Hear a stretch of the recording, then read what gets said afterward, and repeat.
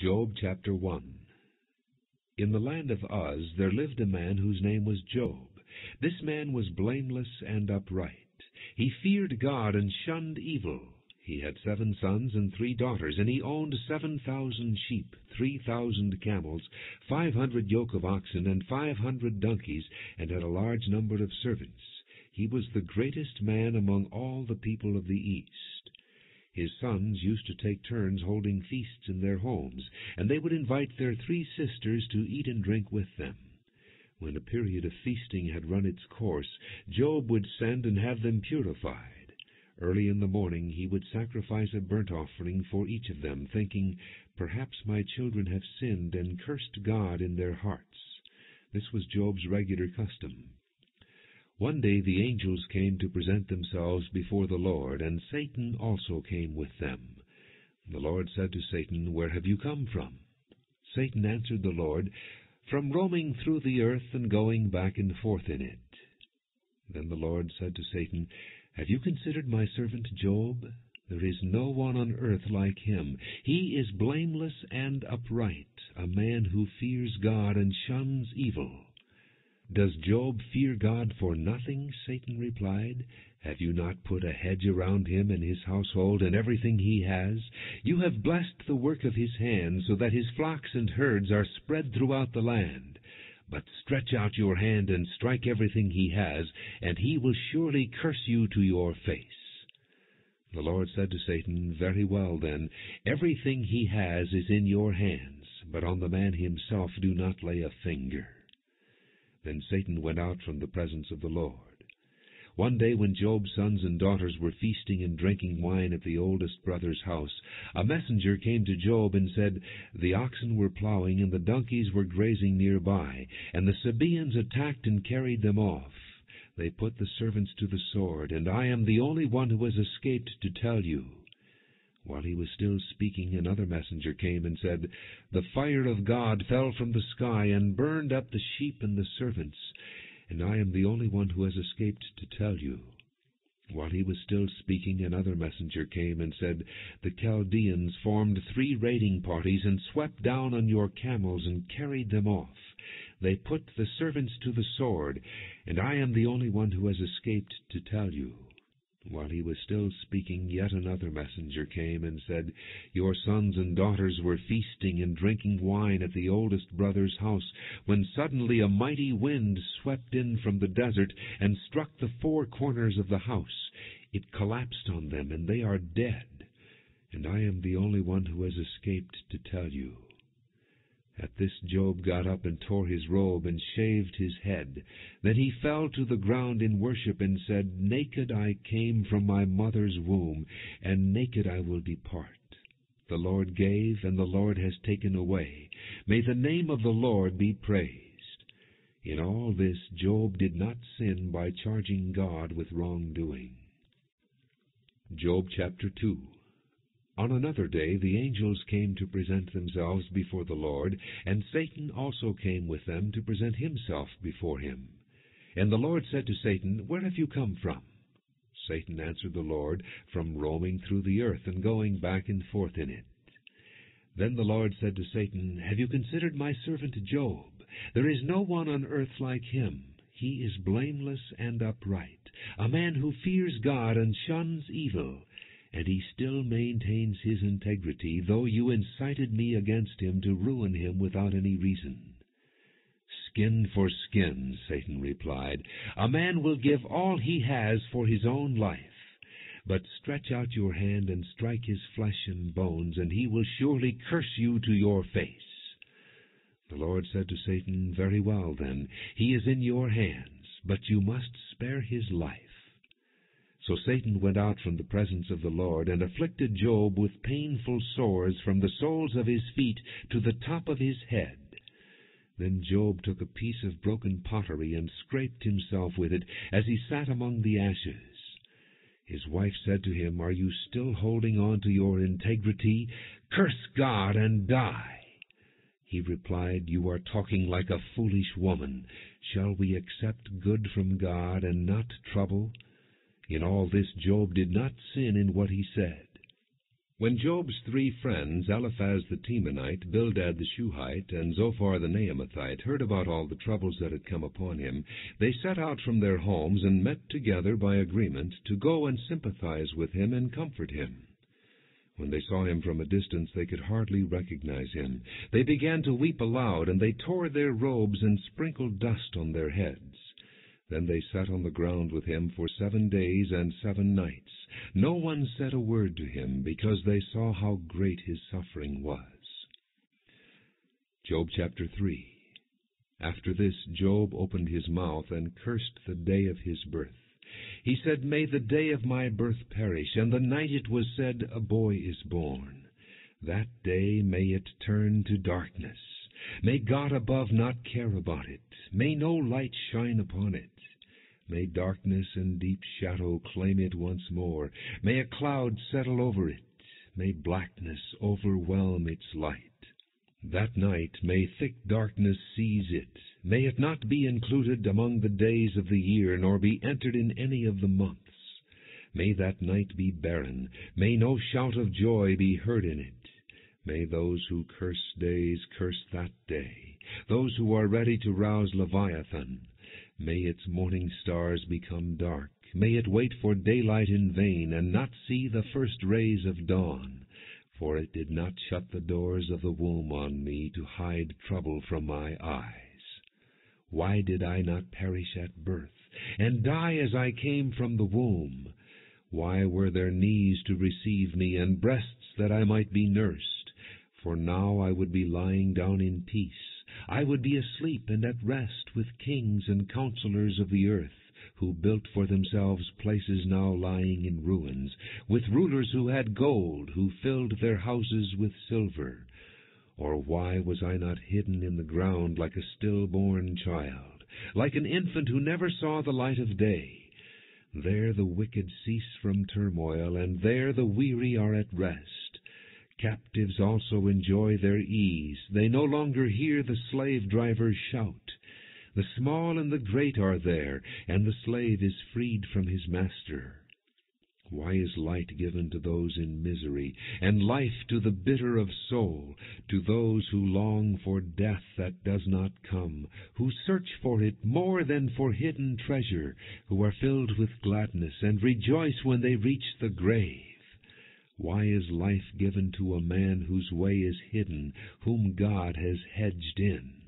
For sighing comes to me instead of food. My groans pour out like water. What I feared has come upon me. What I dreaded has happened to me. I have no peace, no quietness. I have no rest, but only turmoil. Job chapter 4. Then Eliphaz the Temanite replied, "If someone ventures a word with you, will you be impatient? But who can keep from speaking?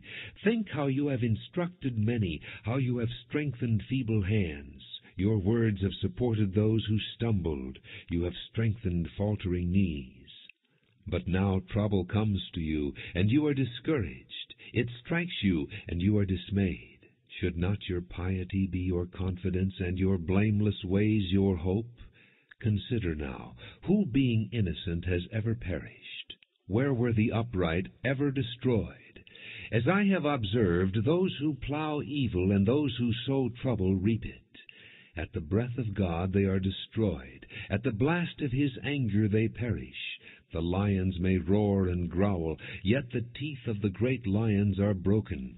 The lion perishes for lack of prey, and the cubs of the lioness are scattered. A word was secretly brought to me. My ears caught a whisper of it.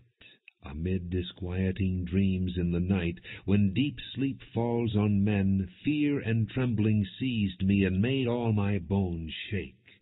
A spirit glided past my face, and the hair on my body stood on end. It stopped, but I could not tell what it was. A form stood before my eyes, and I heard a hushed voice. Can a mortal be more righteous than God? Can a man be more pure than his Maker? If God places no trust in his servants, if he charges his angels with error, how much more those who live in houses of clay, whose foundations are in the dust, who are crushed more readily than a moth? Between dawn and dusk they are broken to pieces. Unnoticed they perish forever. Are not the cords of their tent pulled up, so that they die without wisdom? Job chapter 5. Call if you will, but who will answer you? To which of the holy ones will you turn? Resentment kills a fool, and envy slays the simple. I myself have seen a fool taking root, but suddenly his house was cursed. His children are far from safety, crushed in court without a defender. The hungry consume his harvest, taking it even from among the thorns, and the thirsty pant after his wealth. For hardship does not spring from the soil, nor does trouble sprout from the ground. Yet man is born to trouble, as surely as sparks fly upward. But if it were I would appeal to God. I would lay my cause before Him. He performs wonders that cannot be fathomed, miracles that cannot be counted. He bestows rain on the earth. He sends water upon the countryside. The lowly He sets on high, and those who mourn are lifted to safety. He thwarts the plans of the crafty, so that their hands achieve no success. He catches the wise in their craftiness, and the schemes of the wily are swept away. Darkness comes upon them in the daytime. At noon they grope as in the night. He saves the needy from the sword in their mouth. He saves them from the clutches of the powerful. So the poor have hope, and injustice shuts its mouth. Blessed is the man whom God corrects. So do not despise the discipline of the Almighty. For He wounds, but He also binds up. He injures, but His hands also heal. From 6 calamities He will rescue you. In 7 no harm will befall you. In famine He will ransom you from death, and in battle from the stroke of the sword. You will be protected from the lash of the tongue, and need not fear when destruction comes. You will laugh at destruction and famine, and need not fear the beasts of the earth. For you will have a covenant with the stones of the field, and the wild animals will be at peace with you. You will know that your tent is secure. You will take stock of your property and find nothing missing. You will know that your children will be many, and your descendants like the grass of the earth. You will come to the grave in full vigor, like sheaves gathered in season. We have examined this, and it is true. So hear it, and apply it to yourself. Job chapter 6. Then Job replied, If only my anguish could be weighed, and all my misery be placed on the scales, it would surely outweigh the sand of the seas. No wonder my words have been impetuous. The arrows of the Almighty are in me. My spirit drinks in their poison. God's terrors are marshaled against me. Does a wild donkey bray when it has grass, or an ox bellow when it has fodder? Is tasteless food eaten without salt, or is there flavor in the white of an egg? I refuse to touch it. Such food makes me ill. Oh, that I might have my request, that God would grant what I hope for, that God would be willing to crush me, to let loose His hand and cut me off. Then I would still have this consolation, my joy in unrelenting pain, that I had not denied the words of the Holy One. What strength do I have that I should still hope? What prospects that I should be patient? Do I have the strength of stone? Is my flesh bronze? Do I have any power to help myself, now that success has been driven from me? A despairing man should have the devotion of his friends, even though he forsakes the fear of the Almighty. But my brothers are as undependable as intermittent streams, as the streams that overflow when darkened by thawing ice and swollen with melting snow, but that cease to flow in the dry season, and in the heat vanish from their channels. Caravans turn aside from their routes. They go up into the wasteland and perish. The caravans of Tema look for water. The traveling merchants of Sheba look in hope. They are distressed because they had been confident. They arrive there only to be disappointed. Now you too have proved to be of no help. You see something dreadful and are afraid. Have I ever said, Give something on my behalf? Pay a ransom for me from your wealth? Deliver me from the hand of the enemy. Ransom me from the clutches of the ruthless. Teach me, and I will be quiet. Show me where I have been wrong. How painful are honest words! But what do your arguments prove? Do you mean to correct what I say and treat the words of a despairing man as wind? You would even cast lots for the fatherless and barter away your friend. But now be so kind as to look at me. Would I lie to your face? Relent. Do not be unjust. Reconsider, for my integrity is at stake. Is there any wickedness on my lips? Can my mouth not discern malice? Job chapter 7. Does not man have hard service on earth?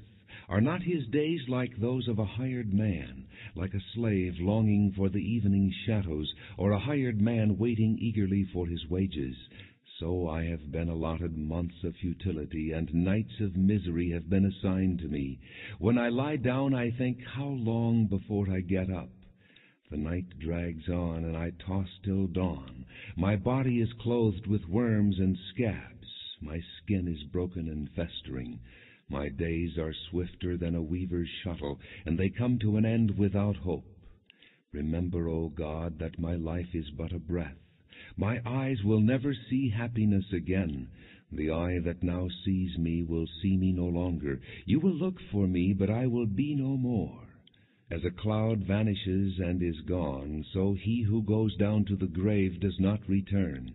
He will never come to his house again. His place will know him no more.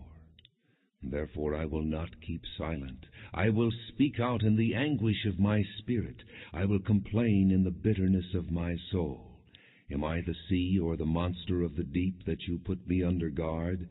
When I think my bed will comfort me and my couch will ease my complaint, even then you frighten me with dreams and terrify me with visions, so that I prefer strangling and death rather than this body of mine. I despise my life. I would not live forever. Let me alone. My days have no meaning.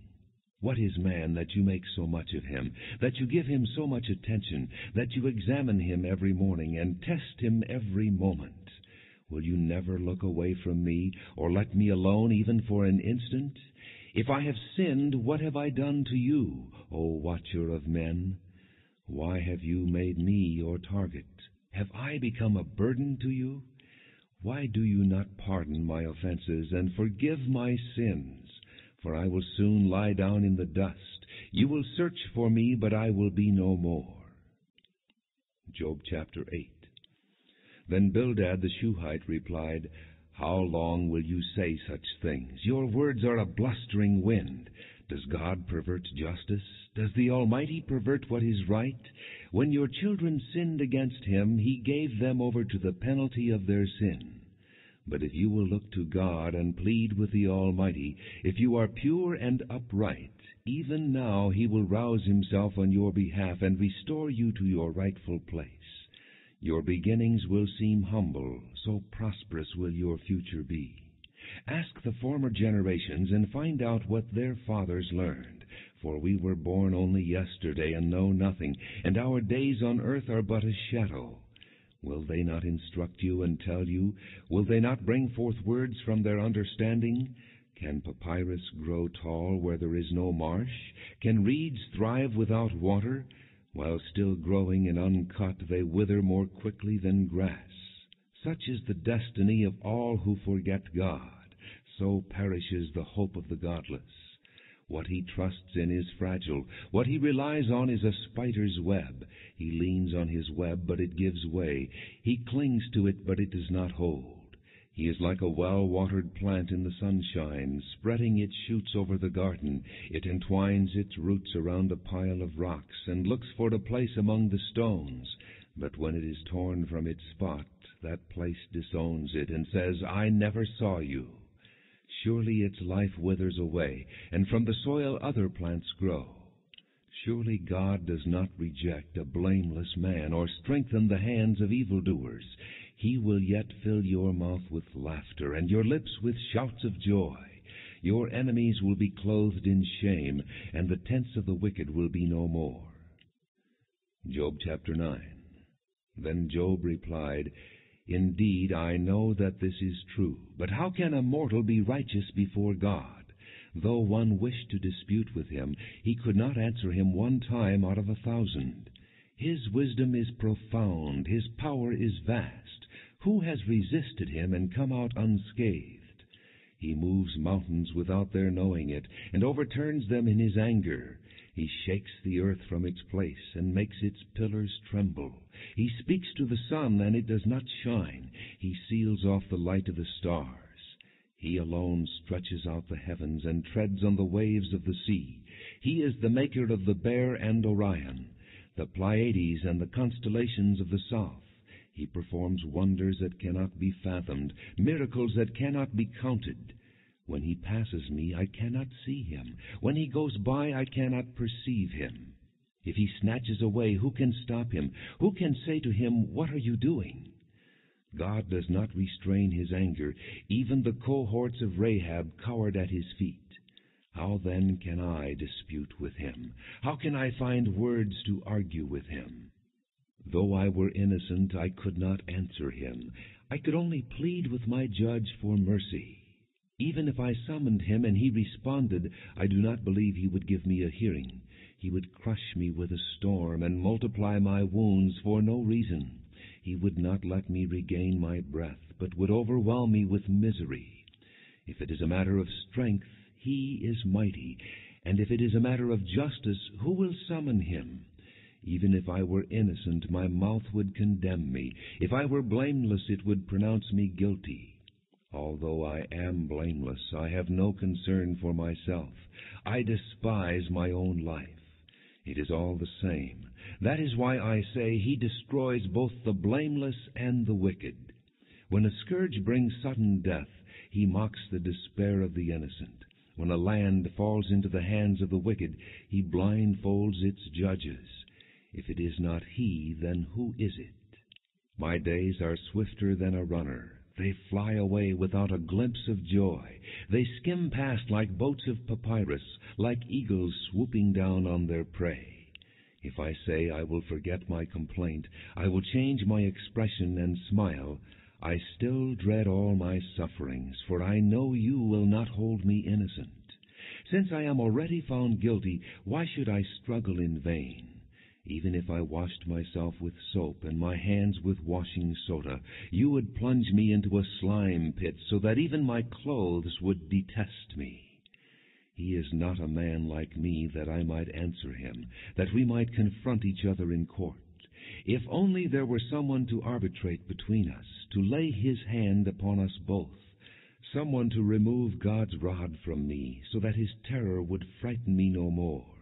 Then I would speak up without fear of him, but as it now stands with me, I cannot. Job chapter 10. I loathe my very life. Therefore I will give free rein to my complaint, and speak out in the bitterness of my soul. I will say to God, do not condemn me, but tell me what charges you have against me. Does it please you to oppress me, to spurn the work of your hands, while you smile on the schemes of the wicked? Do you have eyes of flesh? Do you see as a mortal sees? Are your days like those of a mortal, or your years like those of a man, that you must search out my faults and probe after my sin, though you know that I am not guilty, and that no one can rescue me from your hand? Your hands shaped me and made me. Will you now turn and destroy me? Remember that you molded me like clay. Will you now turn me to dust again? Did you not pour me out like milk, and curdle me like cheese, clothe me with skin and flesh, and knit me together with bones and sinews? You gave me life, and showed me kindness, and in your providence watched over my spirit. But this is what you concealed in your heart, and I know that this was in your mind. If I sinned, you would be watching me, and would not let my offense go unpunished. If I am guilty, woe to me. Even if I am innocent, I cannot lift my head, for I am full of shame and drowned in my affliction. If I hold my head high, you stalk me like a lion, and again display your awesome power against me. You bring new witnesses against me, and increase your anger toward me. Your forces come against me wave upon wave. Why then did you bring me out of the womb? I wish I had died before any eye saw me. If only I had never come into being, or had been carried straight from the womb to the grave. Are not my few days almost over?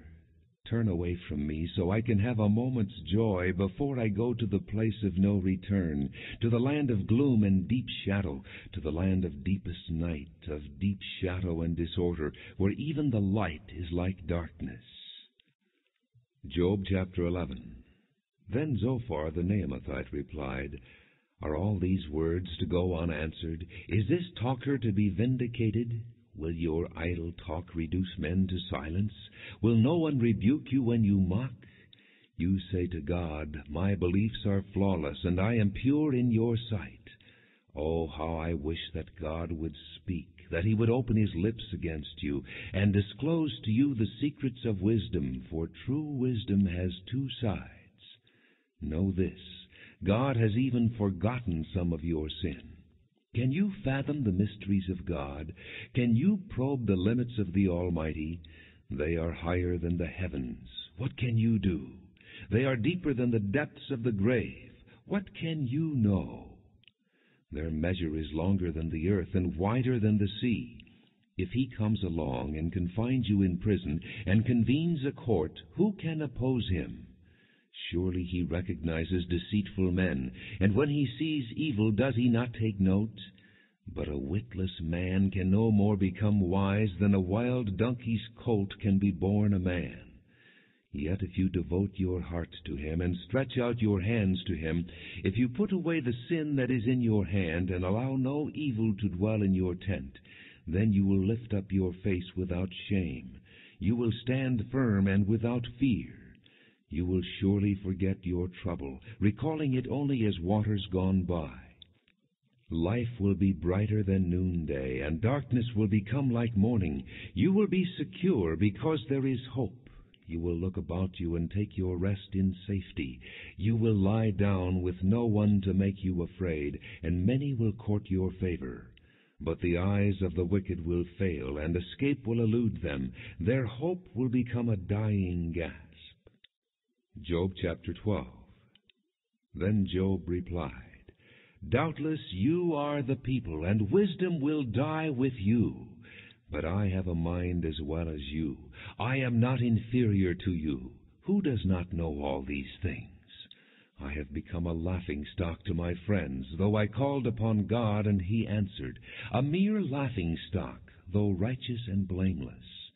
Men at ease have contempt for misfortune as the fate of those whose feet are slipping. The tents of marauders are undisturbed, and those who provoke God are secure, those who carry their God in their hands.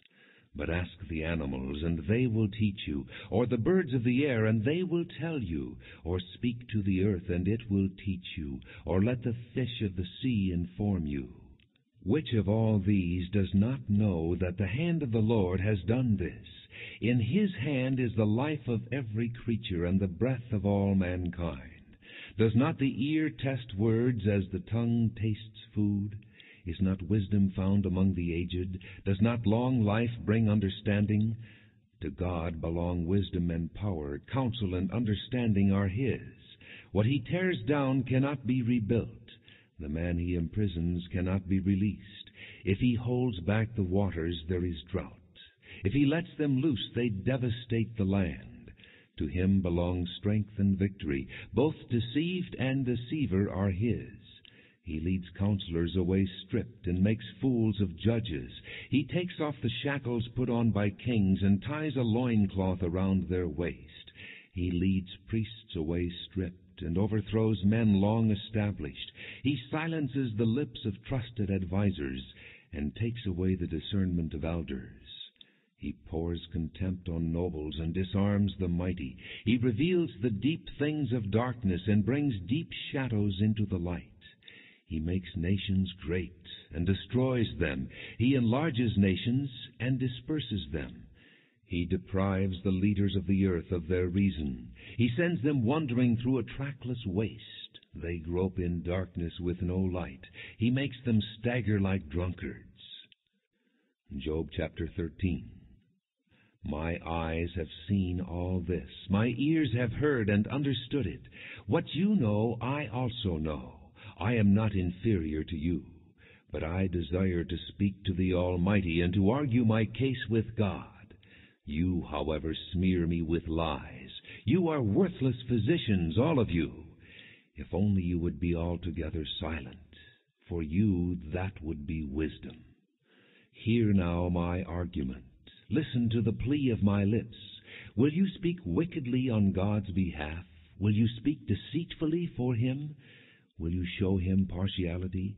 Will you argue the case for God? Would it turn out well if he examined you? Could you deceive him as you might deceive men? He would surely rebuke you if you secretly showed partiality. Would not his splendor terrify you? Would not the dread of him fall on you? Your maxims are proverbs of ashes. Your defenses are defenses of clay.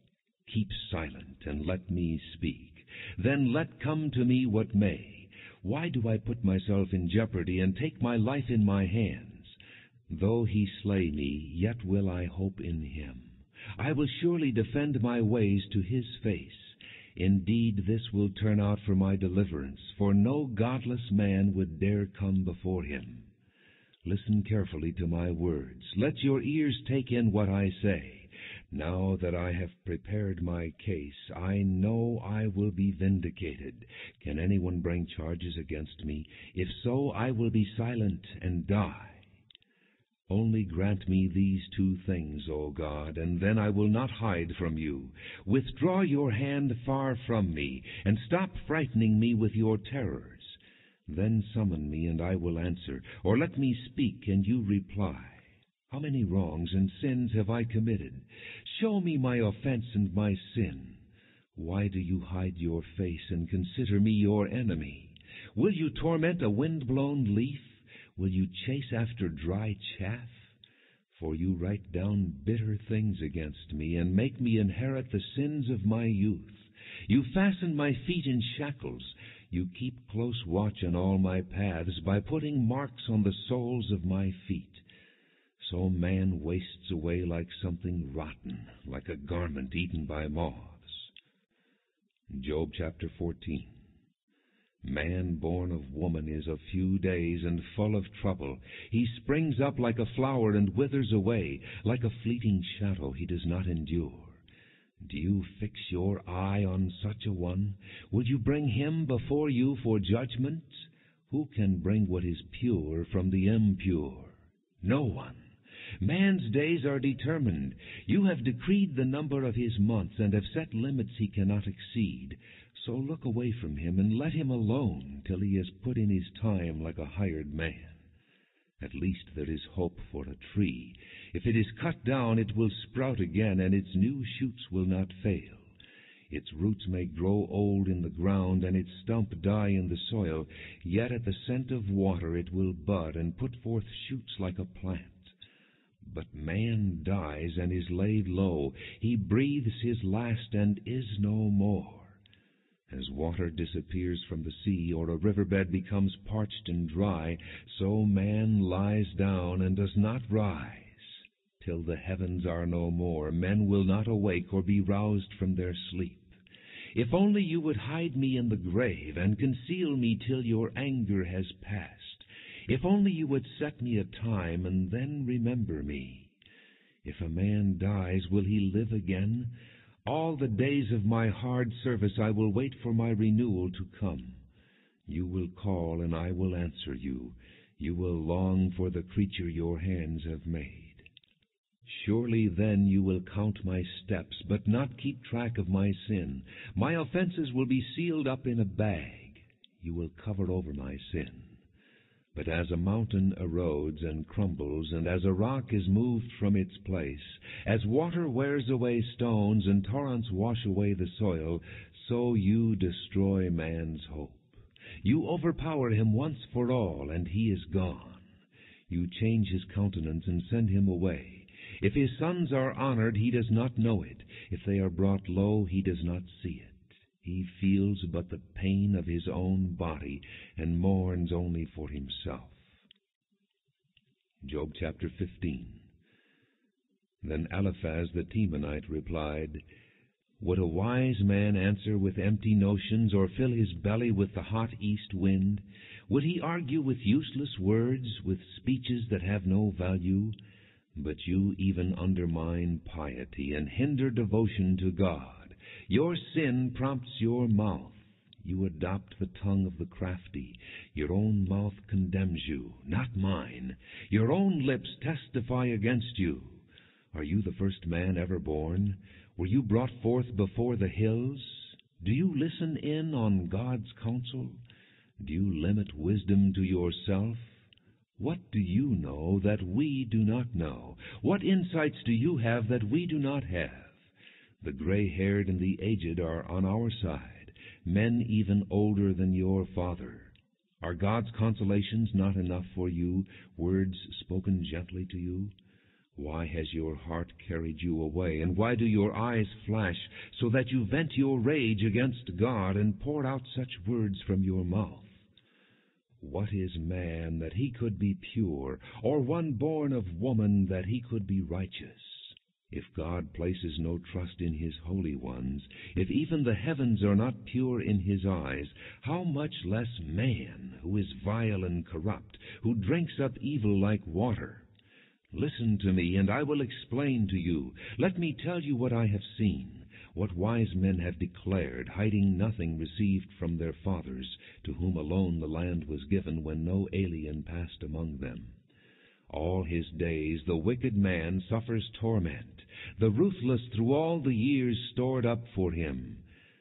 Terrifying sounds fill his ears. When all seems well, marauders attack him. He despairs of escaping the darkness. He is marked for the sword. He wanders about, food for vultures. He knows the day of darkness is at hand. Distress and anguish fill him with terror. They overwhelm him like a king poised to attack, because he shakes his fist at God and vaunts himself against the Almighty, defiantly charging against him with a thick, strong shield. Though his face is covered with fat and his waist bulges with flesh, he will inhabit ruined towns and houses where no one lives, houses crumbling to rubble. He will no longer be rich, and his wealth will not endure, nor will his possessions spread over the land. He will not escape the darkness. A flame will wither his shoots, and the breath of God's mouth will carry him away. Let him not deceive himself by trusting what is worthless, for he will get nothing in return. Before his time he will be paid in full, and his branches will not flourish. He will be like a vine stripped of its unripe grapes, like an olive tree shedding its blossoms. For the company of the godless will be barren, and fire will consume the tents of those who love bribes. They conceive trouble and give birth to evil. Their womb fashions deceit. Job chapter 16. Then Job replied, I have heard many things like these. Miserable comforters are you all. Will your long-winded speeches never end? What ails you that you keep on arguing? I also could speak like you if you were in my place. I could make fine speeches against you and shake my head at you, but my mouth would encourage you. Comfort from my lips would bring you relief. Yet if I speak, my pain is not relieved, and if I refrain, it does not go away.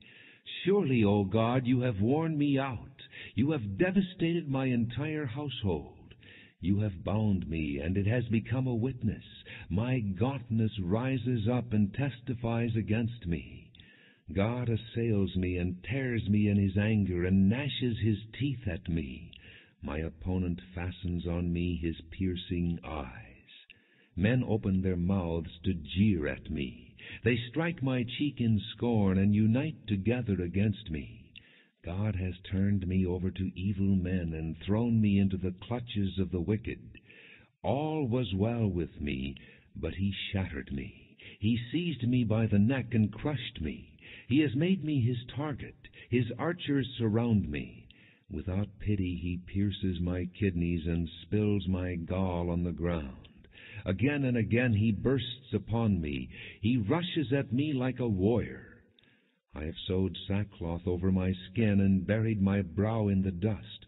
My face is red with weeping. Deep shadows ring my eyes.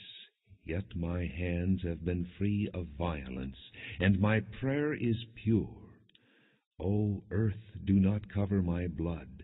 May my cry never be laid to rest. Even now my witness is in heaven. My advocate is on high. My intercessor is my friend, as my eyes pour out tears to God. On behalf of a man he pleads with God as a man pleads for his friend. Only a few years will pass before I go on the journey of no return. Job chapter 17. My spirit is broken. My days are cut short. The grave awaits me. Surely mockers surround me. My eyes must dwell on their hostility. Give me, O God, the pledge you demand. Who else will put up security for me? You have closed their minds to understanding. Therefore you will not let them triumph. If a man denounces his friends for reward, the eyes of his children will fail. God has made me a byword to everyone, a man in whose face people spit. My eyes have grown dim with grief. My whole frame is but a shadow. Upright men are appalled at this. The innocent are aroused against the ungodly. Nevertheless, the righteous will hold to their ways, and those with clean hands will grow stronger. But come on, all of you, try again. I will not find a wise man among you. My days have passed. My plans are shattered, and so are the desires of my heart. These men turn night into day. In the face of darkness they say, light is near. If the only home I hope for is the grave, if I spread out my bed in darkness, if I say to corruption, you are my father, and to the worm, my mother or my sister, where then is my hope? Who can see any hope for me? Will it go down to the gates of death? Will we descend together into the dust? Job chapter 18. Then Bildad the Shuhite replied, When will you end these speeches? Be sensible, and then we can talk. Why are we regarded as cattle and considered stupid in your sight? You who tear yourself to pieces in your anger, is the earth to be abandoned for your sake, or must the rocks be moved from their place? The lamp of the wicked is snuffed out. The flame of his fire stops burning. The light in his tent becomes dark. The lamp beside him goes out. The vigor of his step is weakened. His own schemes throw him down. His feet thrust him into a net, and he wanders into its mesh. A trap seizes him by the heel. A snare holds him fast. A noose is hidden for him on the ground. A trap lies in his path.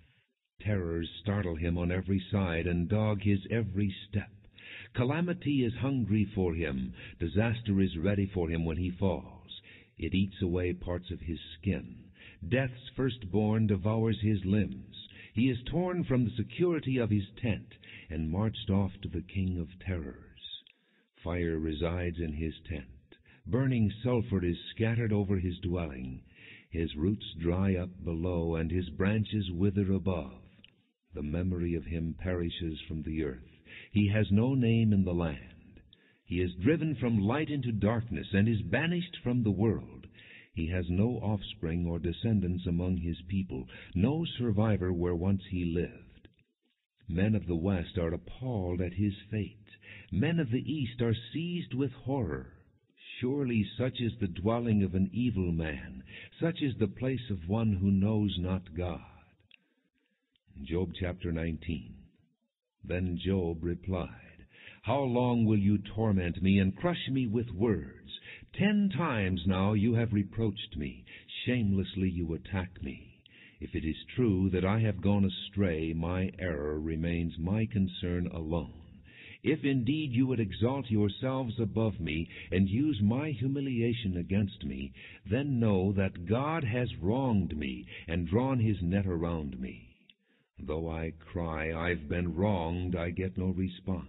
Though I call for help, there is no justice. He has blocked my way so I cannot pass. He has shrouded my paths in darkness. He has stripped me of my honor and removed the crown from my head. He tears me down on every side till I am gone. He uproots my hope like a tree. His anger burns against me. He counts me among his enemies. His troops advance in force. They build a siege ramp against me and encamp around my tent. He has alienated my brothers from me. My acquaintances are completely estranged from me. My kinsmen have gone away. My friends have forgotten me. My guests and my maidservants count me a stranger. They look upon me as an alien. I summon my servant, but he does not answer, though I beg him with my own mouth. My breath is offensive to my wife. I am loathsome to my own brothers. Even the little boys scorn me. When I appear, they ridicule me. All my intimate friends detest me. Those I love have turned against me. I am nothing but skin and bones. I have escaped with only the skin of my teeth. Have pity on me, my friends, have pity, for the hand of God has struck me. Why do you pursue me as God does? Will you never get enough of my flesh? Oh, that my words were recorded, that they were written on a scroll, that they were inscribed with an iron tool on lead, or engraved in rock forever. I know that my Redeemer lives, and that in the end he will stand upon the earth.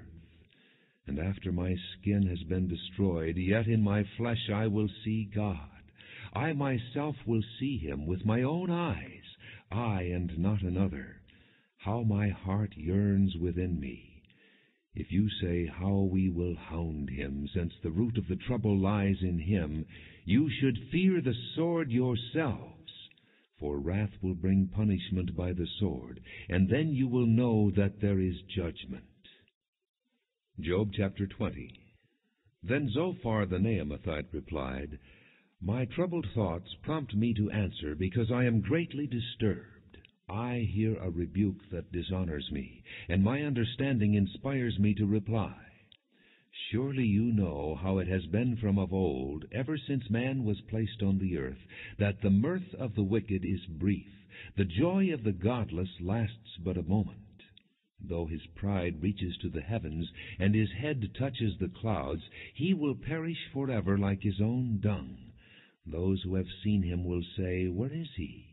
Like a dream he flies away, no more to be found, banished like a vision of the night. The eye that saw him will not see him again. His place will look on him no more. His children must make amends to the poor. His own hands must give back his wealth. The youthful vigor that fills his bones will lie with him in the dust. Though evil is sweet in his mouth, and he hides it under his tongue, though he cannot bear to let it go, and keeps it in his mouth, yet his food will turn sour in his stomach. It will become the venom of serpents within him. He will spit out the riches he swallowed. God will make his stomach vomit them up. He will suck the poison of serpents. The fangs of an adder will kill him. He will not enjoy the streams, the rivers flowing with honey and cream. What he toiled for he must give back uneaten. He will not enjoy the profit from his trading. For he has oppressed the poor and left them destitute. He has seized houses he did not build. Surely he will have no respite from his craving. He cannot save himself by his treasure. Nothing is left for him to devour. His prosperity will not endure. In the midst of his plenty, distress will overtake him. The full force of misery will come upon him. When he has filled his belly, God will vent his burning anger against him and rain down his blows upon him. Though he flees from an iron weapon, a bronze-tipped arrow pierces him. He pulls it out of his back, the gleaming point out of his liver. Terrors will come over him. Total darkness lies in wait for his treasures. A fire unfanned will consume him and devour what is left in his tent. The heavens will expose his guilt. The earth will rise up against him. A flood will carry off his house, rushing waters on the day of God's wrath. Such is the fate God allots the wicked, the heritage appointed for them by God. Job chapter 21. Then Job replied, Listen carefully to my words. Let this be the consolation you give me. Bear with me while I speak, and after I have spoken, mock on. Is my complaint directed to man? Why should I not be impatient? Look at me and be astonished. Clap your hand over your mouth. When I think about this, I am terrified. Trembling seizes my body. Why do the wicked live on, growing old and increasing in power? They see their children established around them, their offspring before their eyes. Their homes are safe and free from fear. The rod of God is not upon them.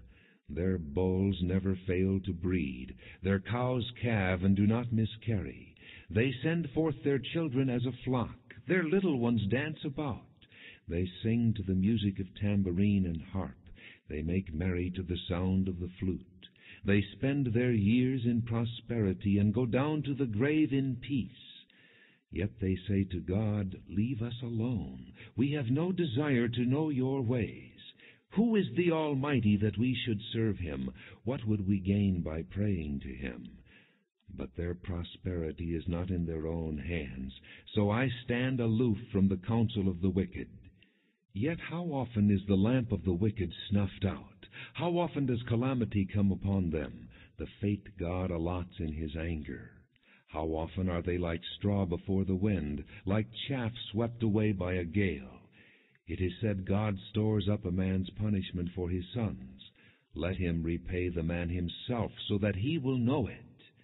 Let his own eyes see his destruction. Let him drink of the wrath of the Almighty. For what does he care about the family he leaves behind when his allotted months come to an end? Can anyone teach knowledge to God, since he judges even the highest? One man dies in full vigor, completely secure and at ease, his body well nourished, his bones rich with marrow. Another man dies in bitterness of soul, never having enjoyed anything good. Side by side they lie in the dust, and worms cover them both. I know full well what you are thinking, the schemes by which you would wrong me. You say, Where now is the great man's house, the tents where wicked men lived? Have you never questioned those who travel?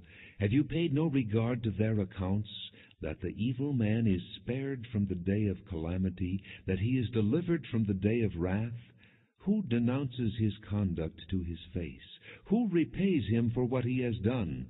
He is carried to the grave, and watch is kept over his tomb.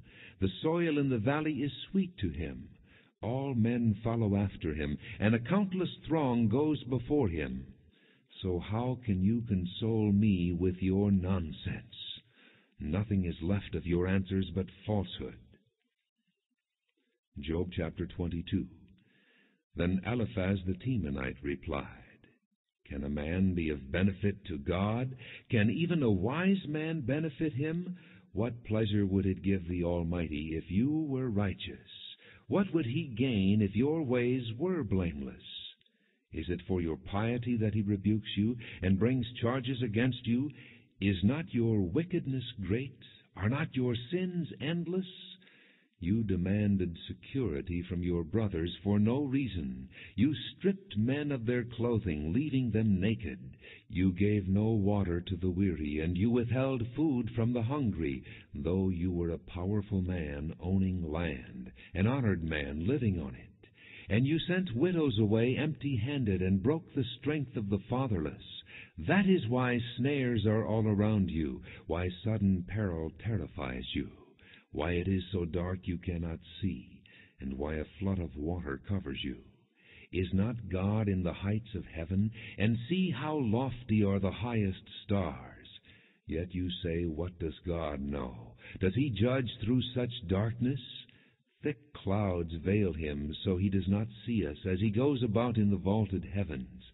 Will you keep to the old path that evil men have trod? They were carried off before their time, their foundations washed away by a flood. They said to God, Leave us alone. What can the Almighty do to us? Yet it was he who filled their houses with good things. So I stand aloof from the counsel of the wicked. The righteous see their ruin and rejoice. The innocent mock them, saying, Surely our foes are destroyed, and fire devours their wealth. Submit to God and be at peace with him. In this way prosperity will come to you. Accept instruction from his mouth, and lay up his words in your heart. If you return to the Almighty, you will be restored. If you remove wickedness far from your tent, and assign your nuggets to the dust, your gold of Ophir to the rocks in the ravines, then the Almighty will be your gold, the choicest silver for you. Surely then you will find delight in the Almighty, and will lift up your face to God. You will pray to him, and he will hear you, and you will fulfill your vows. What you decide on will be done, and light will shine on your ways. When men are brought low, and you say, Lift them up, then he will save the downcast. He will deliver even one who is not innocent, who will be delivered through the cleanness of your hands. Job chapter 23. Then Job replied, Even today my complaint is bitter. His hand is heavy in spite of my groaning. If only I knew where to find him, if only I could go to his dwelling. I would state my case before him and fill my mouth with arguments. I would find out what he would answer me and consider what he would say. Would he oppose me with great power? No, he would not press charges against me. There an upright man could present his case before him, and I would be delivered forever from my judge. But if I go to the east, he is not there. If I go to the west, I do not find him. When he is at work in the north, I do not see him. When he turns to the south, I catch no glimpse of him.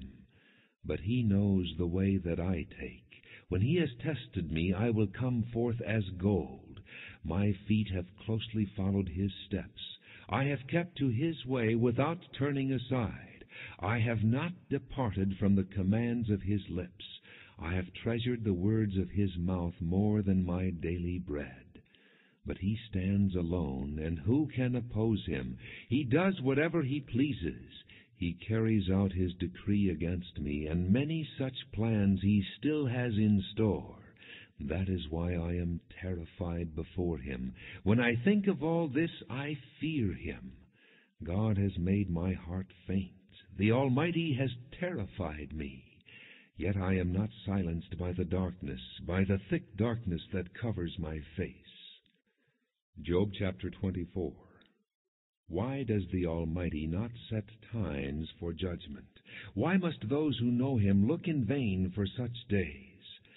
Men move boundary stones. They pasture flocks they have stolen. They drive away the orphan's donkey and take the widow's ox in pledge. They thrust the needy from the path and force all the poor of the land into hiding. Like wild donkeys in the desert, the poor go about their labor of foraging food. The wasteland provides food for their children. They gather fodder in the fields and glean in the vineyards of the wicked. Lacking clothes, they spend the night naked. They have nothing to cover themselves in the cold. They are drenched by mountain rains and hug the rocks for lack of shelter. The fatherless child is snatched from the breast. The infant of the poor is seized for a debt. Lacking clothes, they go about naked. They carry the sheaves, but still go hungry. They crush olives among the terraces. They tread the winepresses, yet suffer thirst. The groans of the dying rise from the city, and the souls of the wounded cry out for help. But God charges no one with wrongdoing. There are those who rebel against the light, who do not know its ways or stay in its paths. When daylight is gone, the murderer rises up and kills the poor and needy. In the night he steals forth like a thief. The eye of the adulterer watches for dusk. He thinks, no eye will see me, and he keeps his face concealed. In the dark men break into houses, but by day they shut themselves in. They want nothing to do with the light. For all of them, deep darkness is their morning. They make friends with the terrors of darkness. Yet they are foam on the surface of the water. Their portion of the land is cursed, so that no one goes to the vineyards. As heat and drought snatch away the melted snow, so the grave snatches away those who have sinned. The womb forgets them, the worm feasts on them. Evil men are no longer remembered, but are broken like a tree. They prey on the barren and childless woman, and to the widow show no kindness. But God drags away the mighty by his power. Though they become established, they have no assurance of life. He may let them rest in a feeling of security, but his eyes are on their ways. For a little while they are exalted, and then they are gone. They are brought low and gathered up like all others. They are cut off like heads of grain. If this is not so, who can prove me false and reduce my words to nothing? Job chapter 25.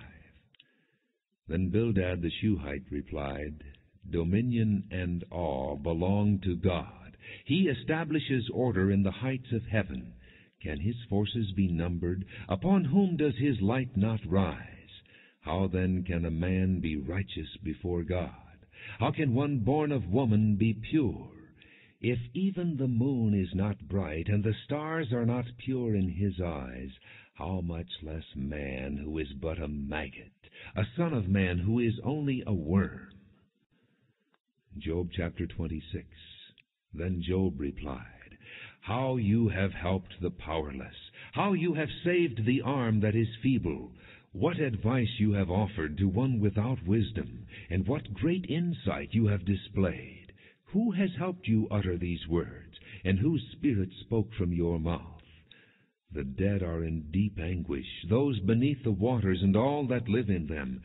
Death is naked before God. Destruction lies uncovered. He spreads out the northern skies over empty space. He suspends the earth over nothing. He wraps up the waters in his clouds, yet the clouds do not burst under their weight. He covers the face of the full moon, spreading his clouds over it. He marks out the horizon on the face of the waters for a boundary between light and darkness. The pillars of the heavens quake, aghast at his rebuke. By his power he churned up the sea. By his wisdom he cut Rahab to pieces. By his breath the skies became fair. His hands pierced the gliding serpent, and these are but the outer fringe of his works. How faint the whisper we hear of him!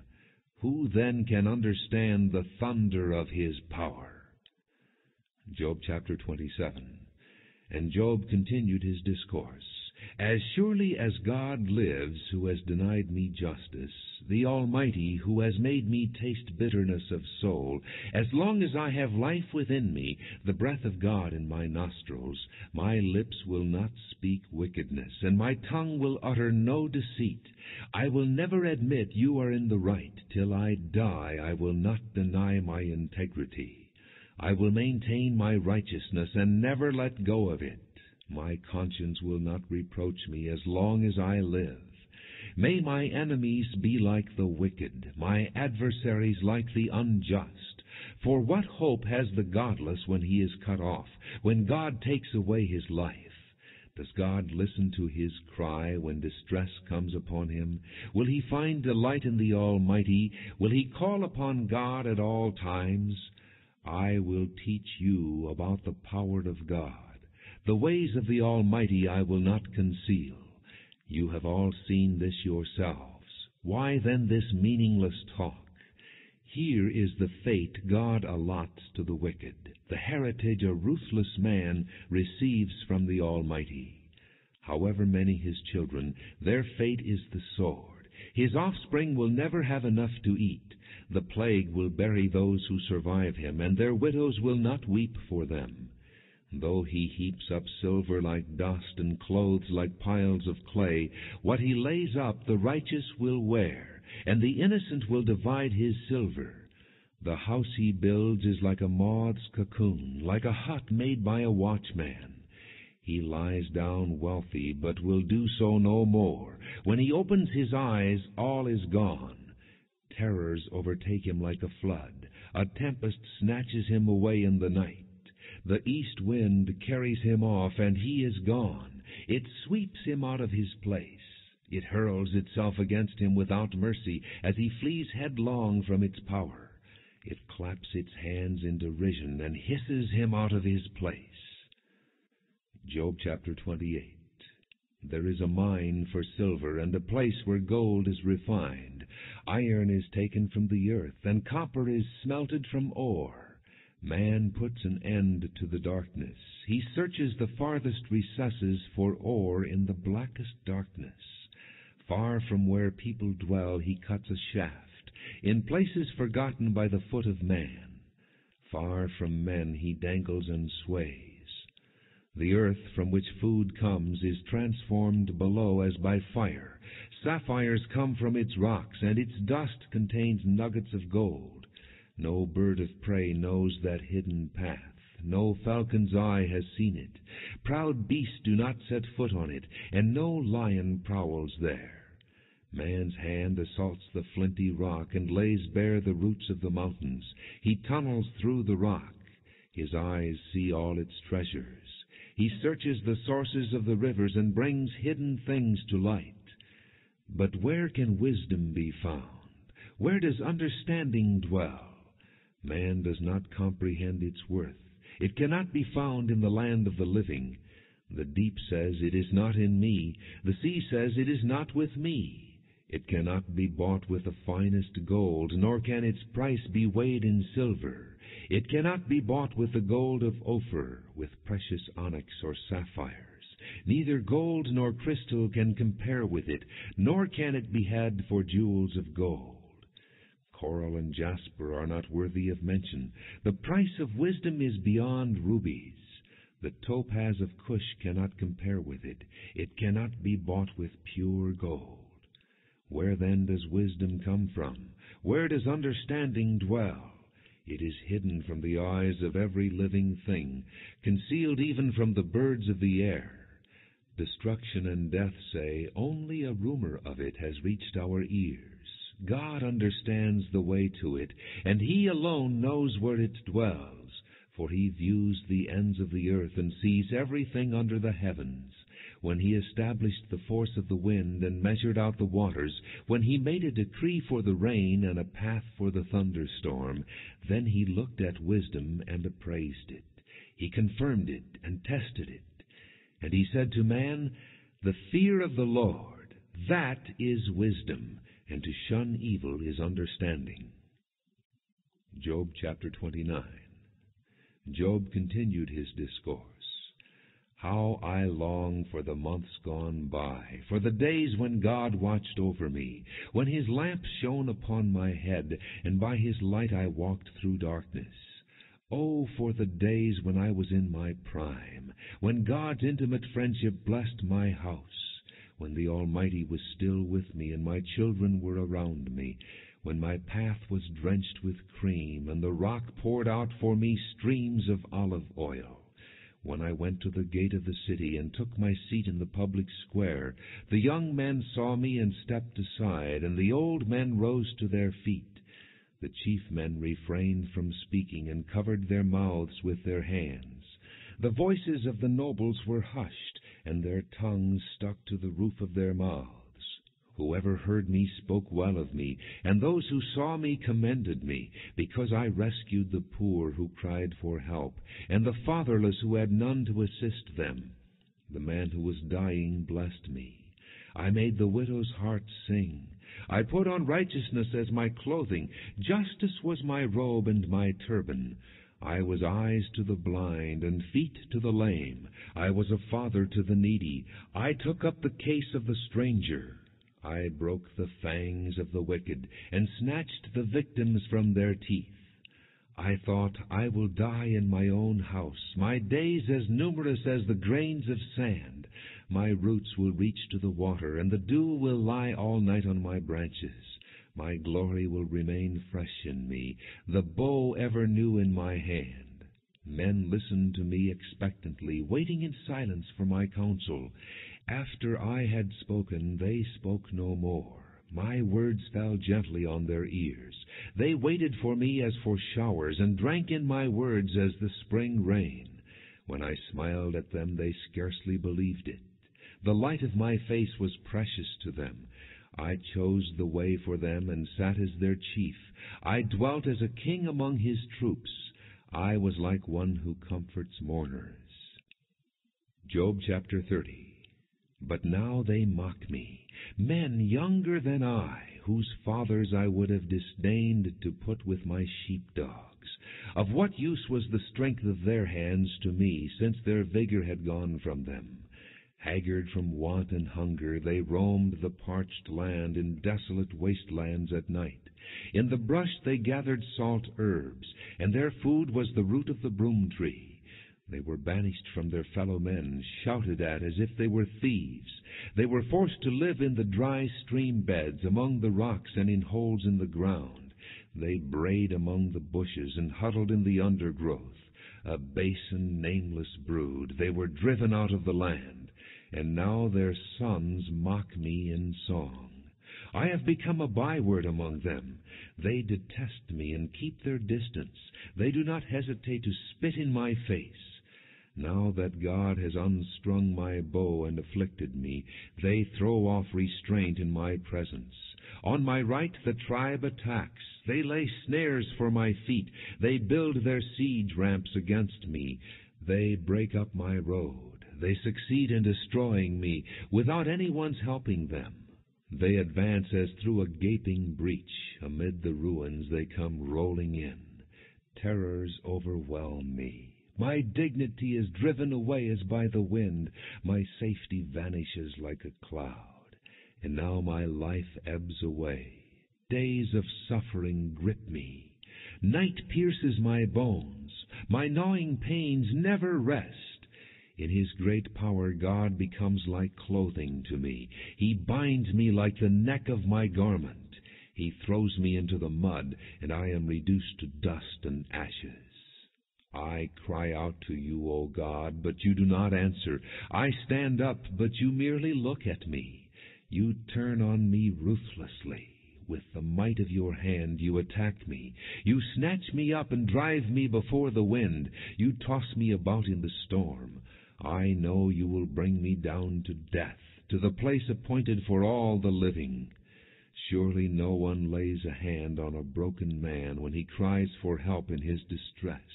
Have I not wept for those in trouble? Has not my soul grieved for the poor? Yet when I hoped for good, evil came. When I looked for light, then came darkness. The churning inside me never stops. Days of suffering confront me. I go about blackened, but not by the sun. I stand up in the assembly and cry for help. I have become a brother of jackals, a companion of owls. My skin grows black and peels. My body burns with fever. My harp is tuned to mourning, and my flute to the sound of wailing. Job chapter 31. I made a covenant with my eyes not to look lustfully at a girl.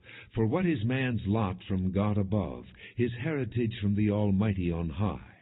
Is it not ruin for the wicked, disaster for those who do wrong? Does he not see my ways and count my every step? If I have walked in falsehood, or my foot has hurried after deceit, let God weigh me in honest scales, and he will know that I am blameless. If my steps have turned from the path, if my heart has been led by my eyes, or if my hands have been defiled, then may others eat what I have sown, and may my crops be uprooted.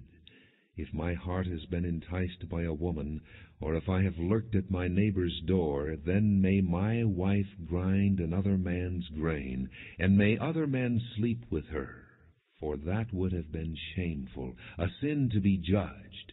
It is a fire that burns to destruction. It would have uprooted my harvest.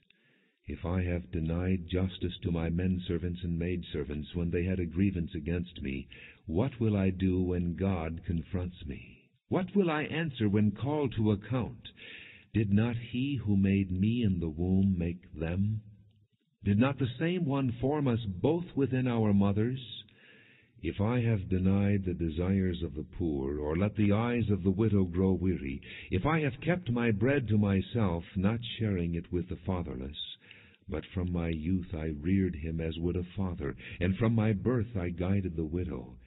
If I have seen anyone perishing for lack of clothing, or a needy man without a garment, and his heart did not bless me for warming him with the fleece from my sheep, if I have raised my hand against the fatherless, knowing that I had influence in court, then let my arm fall from the shoulder, let it be broken off at the joint.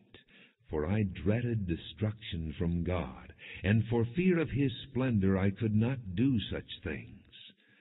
If I have put my trust in gold, or said to pure gold, You are my security, if I have rejoiced over my great wealth, the fortune my hands had gained, if I had regarded the sun in its radiance, or the moon moving in splendor, so that my heart was secretly enticed, and my hand offered them a kiss of homage, then these also would be sins to be judged, for I would have been unfaithful to God on high.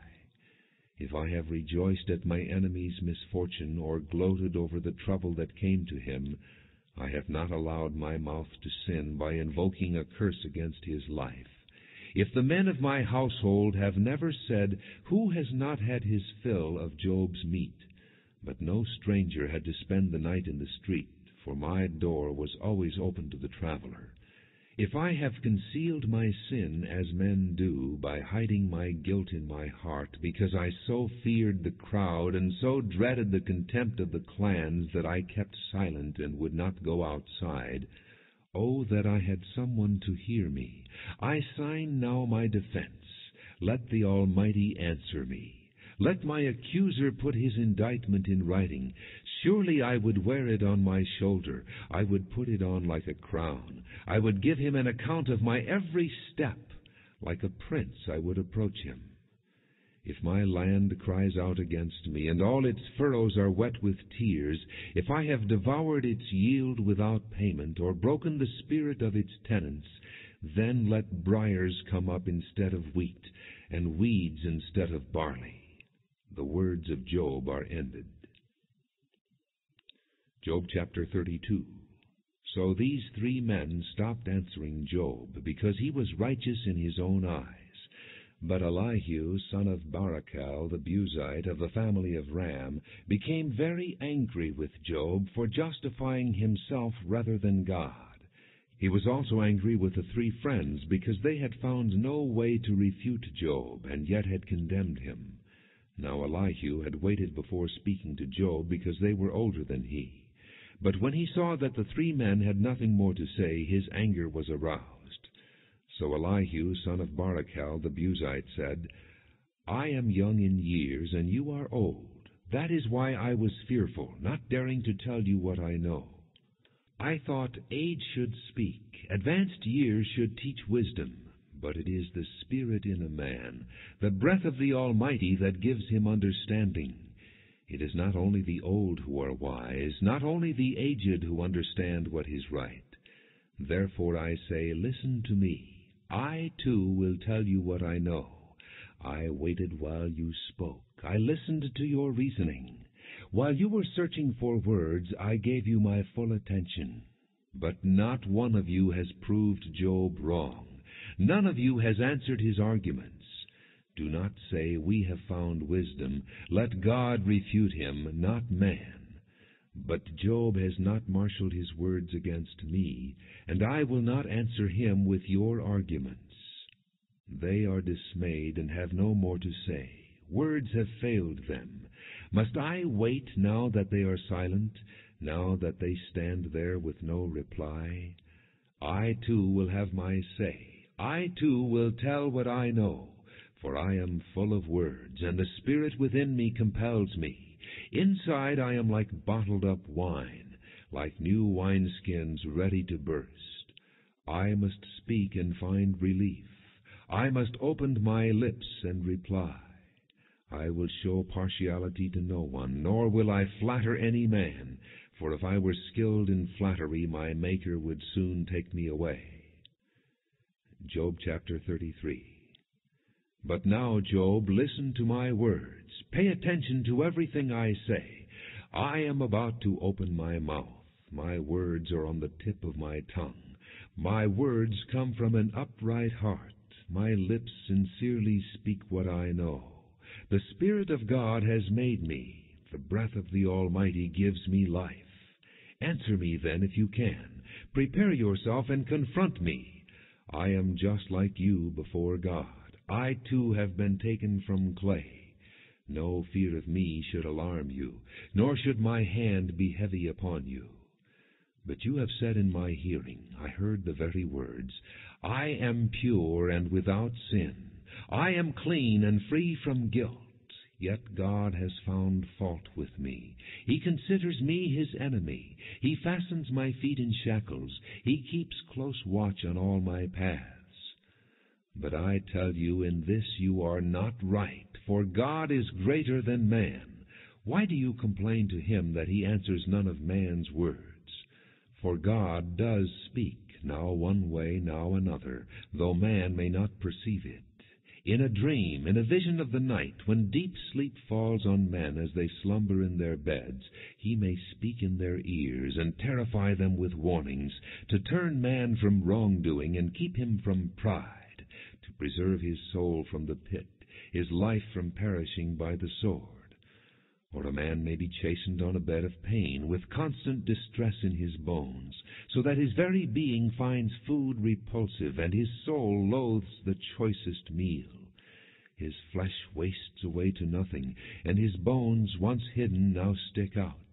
His soul draws near to the pit, and his life to the messengers of death. Yet if there is an angel on his side as a mediator, 1 out of 1,000, to tell a man what is right for him, to be gracious to him and say, spare him from going down to the pit, I have found a ransom for him, then his flesh is renewed like a child's. It is restored as in the days of his youth. He prays to God and finds favor with him. He sees God's face and shouts for joy. He is restored by God to his righteous state.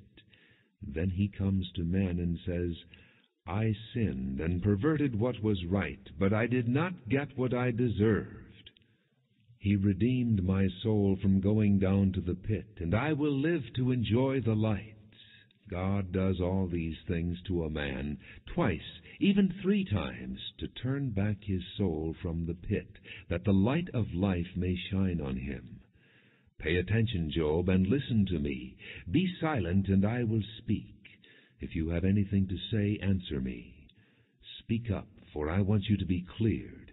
But if not, then listen to me.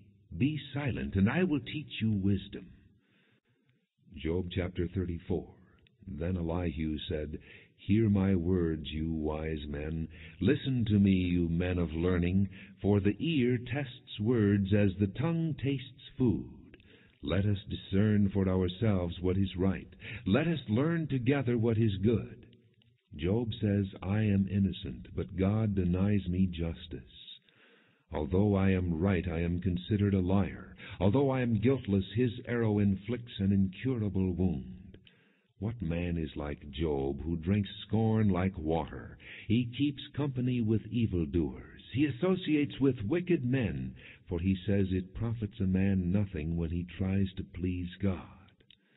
So listen to me, you men of understanding. Far be it from God to do evil, from the Almighty to do wrong. He repays a man for what he has done. He brings upon him what his conduct deserves. It is unthinkable that God would do wrong, that the Almighty would pervert justice. Who appointed him over the earth? Who put him in charge of the whole world?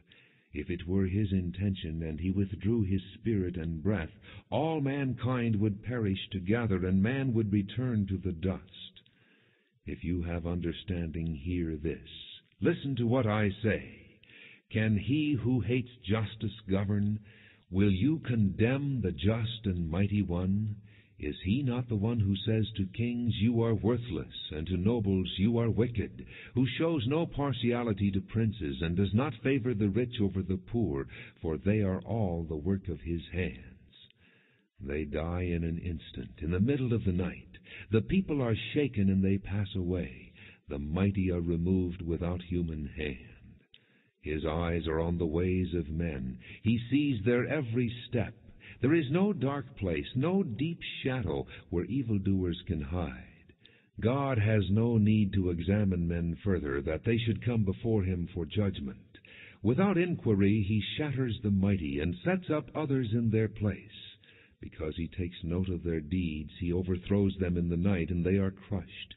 He punishes them for their wickedness, where every one can see them, because they turned from following him, and had no regard for any of his ways. They caused the cry of the poor to come before him, so that he heard the cry of the needy.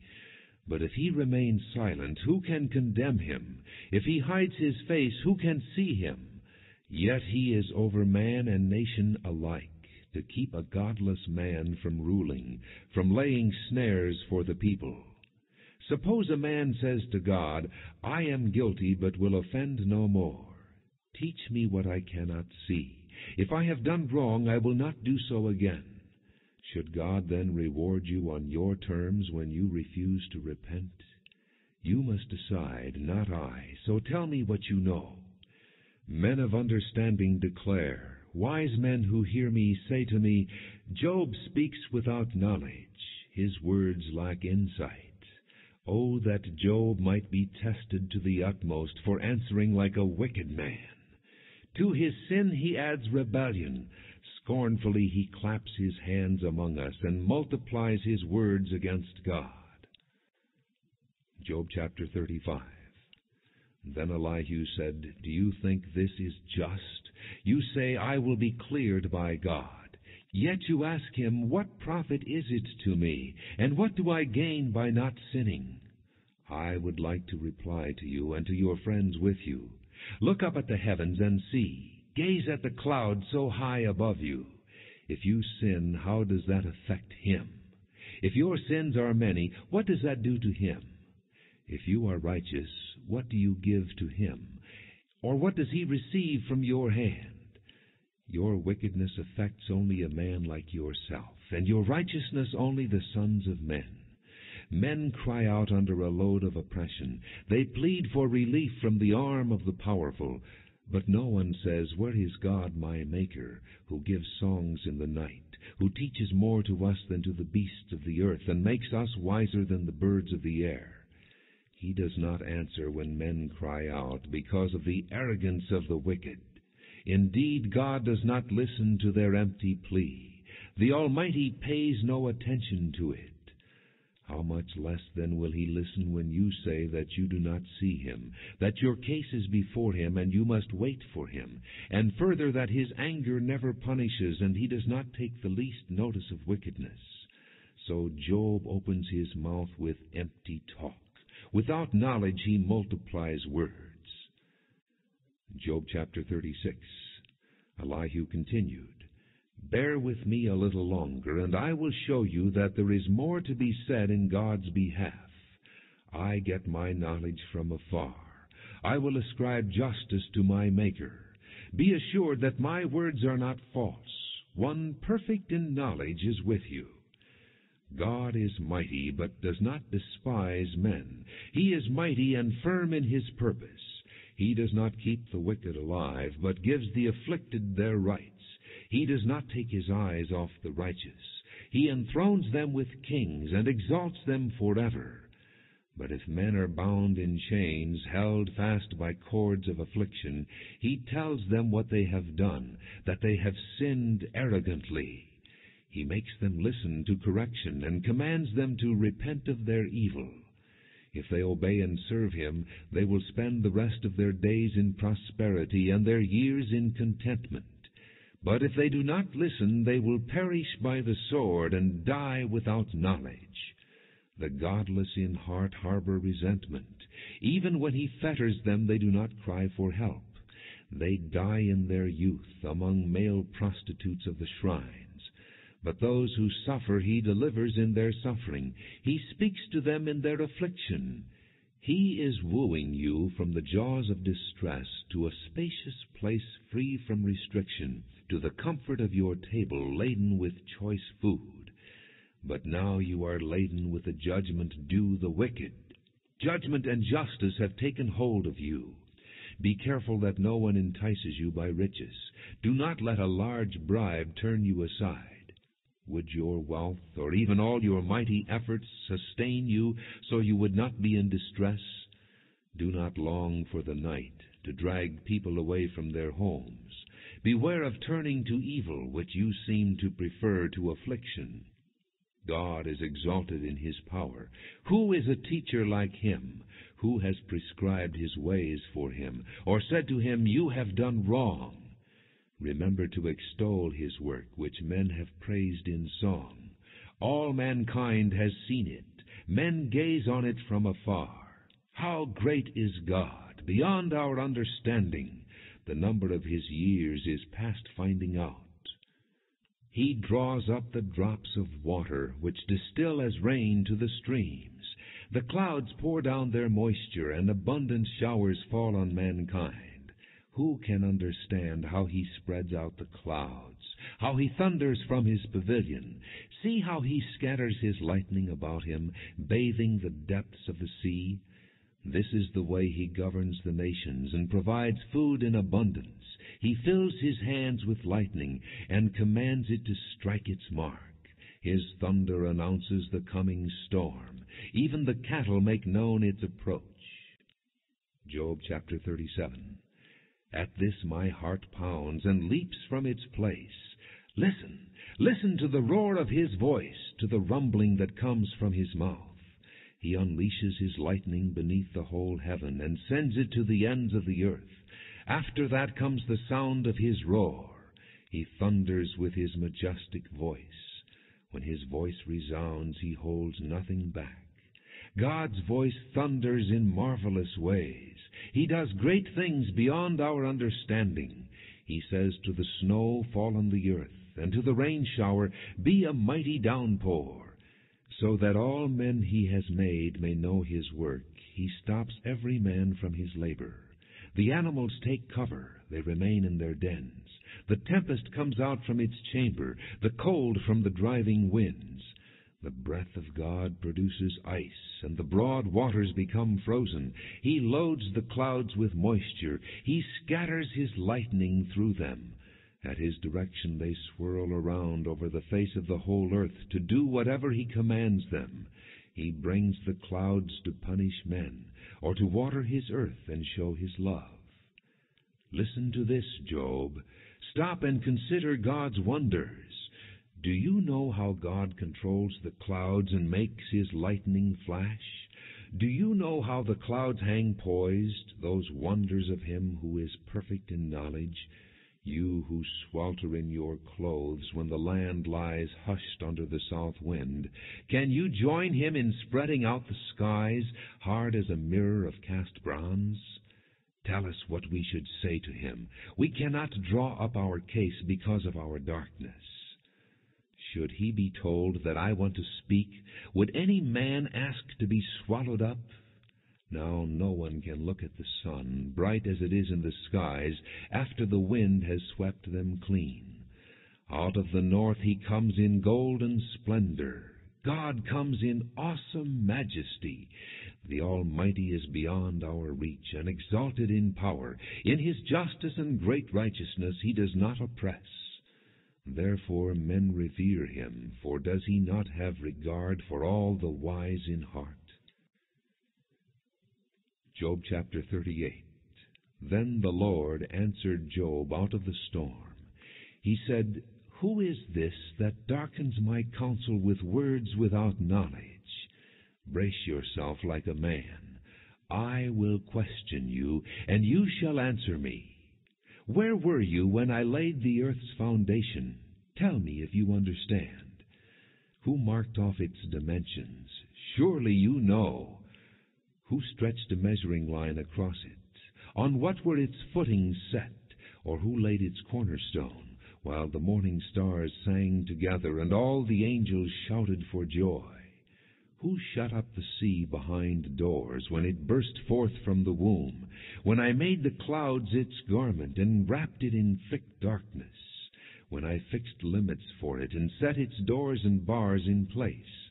When I said, 'This far you may come, and no farther'? Here is where your proud waves halt.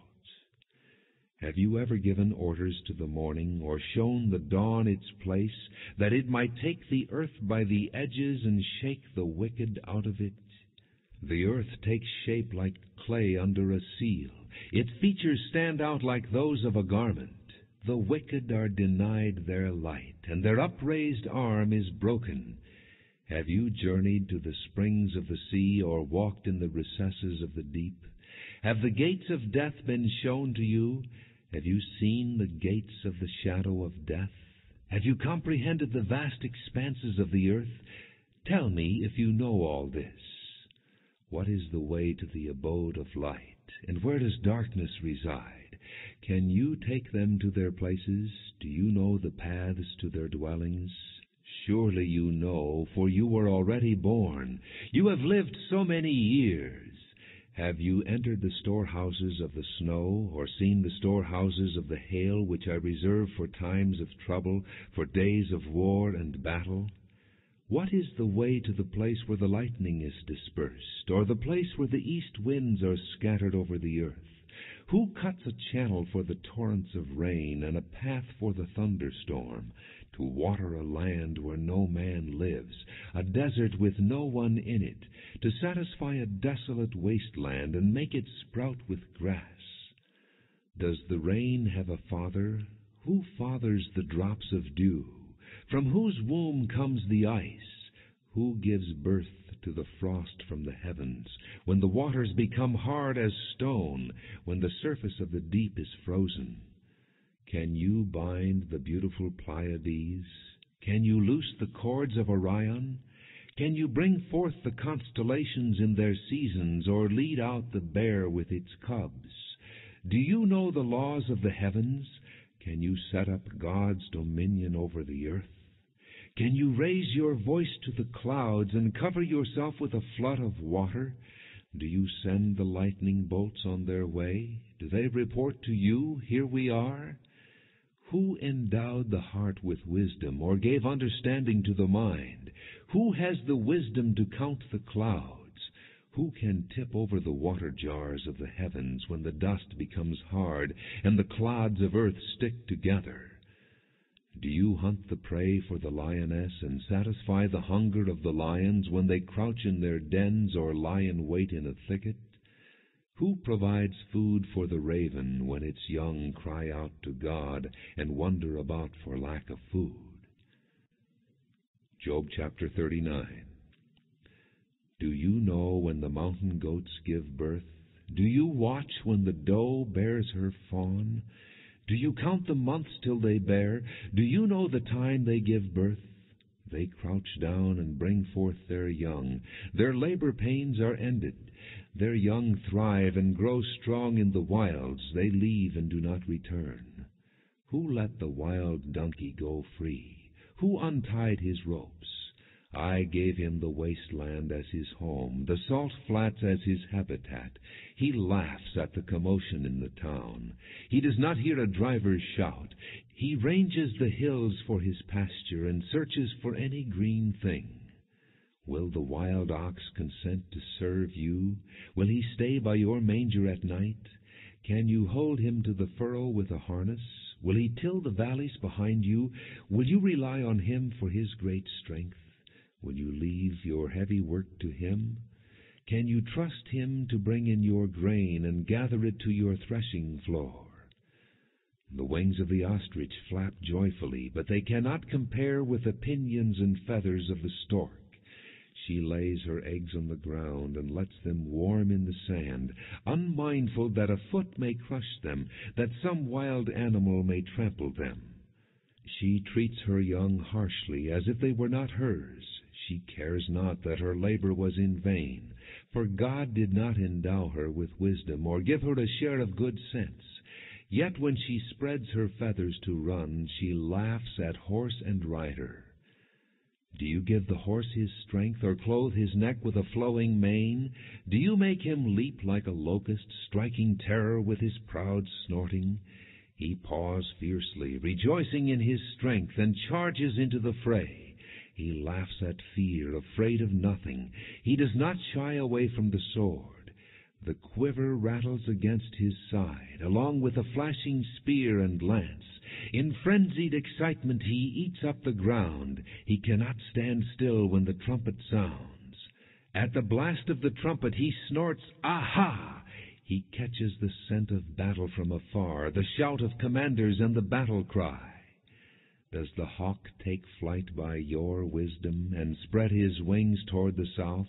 Does the eagle soar at your command and build his nest on high? He dwells on a cliff and stays there at night.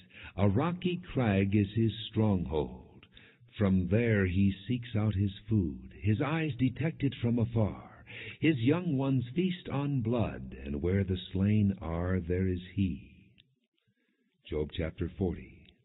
The Lord said to Job, "Will the one who contends with the Almighty correct him? Let him who accuses God answer him." Then Job answered the Lord, "I am unworthy. How can I reply to you? I put my hand over my mouth. I spoke once, but I have no answer. Twice, but I will say no more." Then the Lord spoke to Job out of the storm.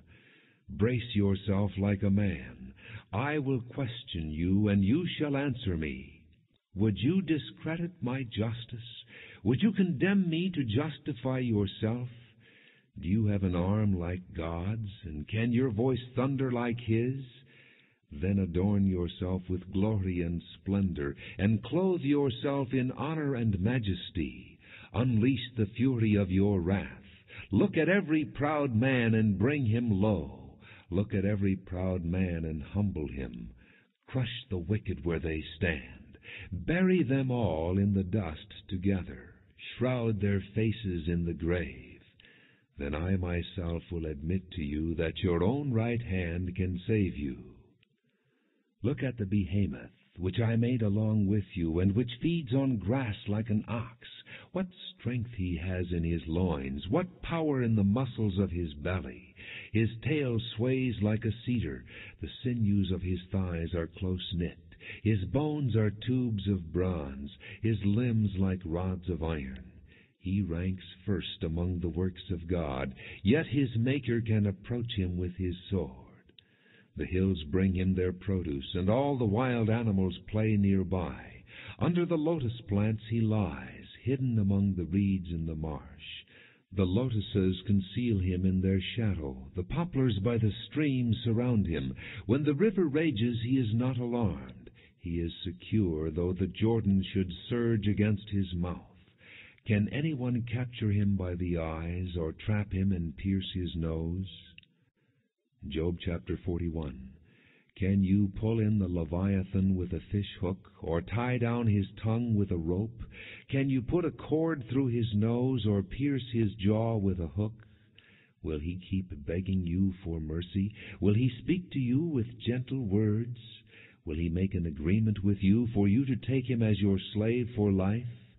Can you make a pet of him like a bird, or put him on a leash for your girls? Will traders barter for him?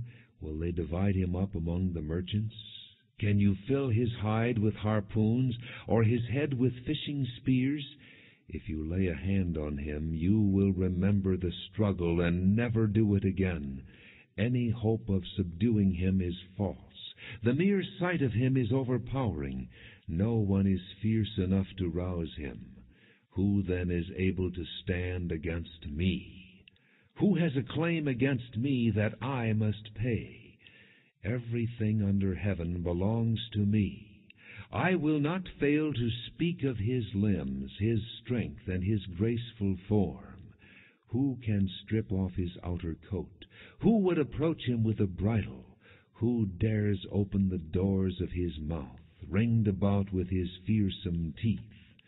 His back has rows of shields tightly sealed together. Each is so close to the next that no air can pass between. They are joined fast to one another. They cling together and cannot be parted. His snorting throws out flashes of light. His eyes are like the rays of dawn. Firebrands stream from his mouth. Sparks of fire shoot out. Smoke pours from his nostrils as from a boiling pot over a fire of reeds. His breath sets coals ablaze, and flames dart from his mouth. Strength resides in his neck. Dismay goes before him. The folds of his flesh are tightly joined. They are firm and immovable. His chest is hard as rock, hard as a lower millstone. When he rises up, the mighty are terrified. They retreat before his thrashing. The sword that reaches him has no effect, nor does the spear or the dart or the javelin. Iron he treats like straw, and bronze like rotten wood. Arrows do not make him flee. Sling stones are like chaff to him. A club seems to him but a piece of straw. He laughs at the rattling of the lance. His undersides are jagged potsherds, leaving a trail in the mud like a threshing sledge. He makes the depths churn like a boiling cauldron, and stirs up the sea like a pot of ointment. Behind him he leaves a glistening wake. One would think the deep had white hair. Nothing on earth is his equal, a creature without fear. He looks down on all that are haughty. He is king over all that are proud. Job chapter 42. Then Job replied to the Lord, I know that you can do all things. No plan of yours can be thwarted. You asked, who is this that obscures my counsel without knowledge? Surely I spoke of things I did not understand, things too wonderful for me to know. You said, listen now, and I will speak. I will question you, and you shall answer me. My ears had heard of you, but now my eyes have seen you. Therefore I despise myself, and repent in dust and ashes. After the Lord had said these things to Job, he said to Eliphaz the Temanite, I am angry with you and your 2 friends, because you have not spoken of me what is right, as my servant Job has. So now take 7 bulls and 7 rams, and go to my servant Job, and sacrifice a burnt offering for yourselves. My servant Job will pray for you, and I will accept his prayer, and not deal with you according to your folly. You have not spoken of me what is right, as my servant Job has. So Eliphaz the Temanite, Bildad the Shuhite, and Zophar the Naamathite did what the Lord told them, and the Lord accepted Job's prayer. After Job had prayed for his friends, the Lord made him prosperous again, and gave him twice as much as he had before. All his brothers and sisters, and everyone who had known him before, came and ate with him in his house. They comforted and consoled him over all the trouble the Lord had brought upon him, and each one gave him a piece of silver and a gold ring. The Lord blessed the latter part of Job's life more than the first. He had 14,000 sheep, 6,000 camels, 1,000 yoke of oxen, and 1,000 donkeys. And he also had 7 sons and 3 daughters. The first daughter he named Jemimah, the second Keziah, and the third Keren-Happuch. Nowhere in all the land were there found women as beautiful as Job's daughters, and their father granted them an inheritance along with their brothers. After this, Job lived 140 years. He saw his children and their children to the 4th generation, and so he died old and full of years.